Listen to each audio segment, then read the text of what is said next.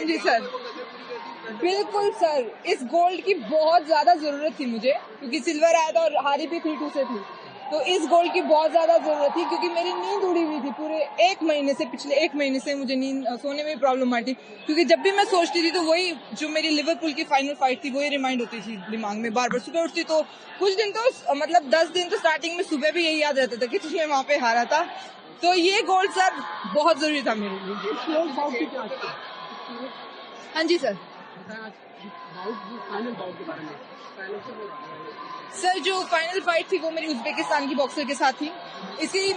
मेरी इसके साथ क्वार्टर फाइनल्स लिवरपूल में भी हुई थी, उज्बेकिस्तान की जो बॉक्सर है, और ये मुझसे लंबी थी काफी, क्योंकि मुझे ज्यादातर आदत है या तो मेरे जितनी हो या मुझसे छोटी हूँ, but she was taller than me, so it's always difficult to play with her. लेकिन जो मेरी आज की फाइट थी वो मुझे मेरी लिवरपूल वाली फाइट से भी बहुत अच्छी लगी थी, पर स्कोरिंग 3-2 था।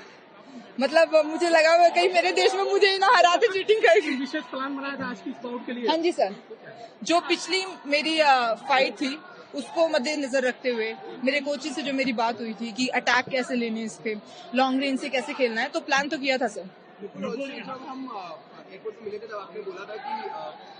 सबसे पहले मैं एक बात बोलूंगी, मुझे एक वीडियो पे ट्रोल किया गया था, ठीक है। मैंने उसमें ये बोला था कि अभी मेरा सिल्वर आया उसको मैं गोल्ड बनाऊंगी, तो मुझे इस बात पे ट्रोल किया गया था कि इतना ओवर कॉन्फिडेंस दिखा रही है, ये क्या करेगी, मतलब हमारे देश वालों ने नहीं बोला था।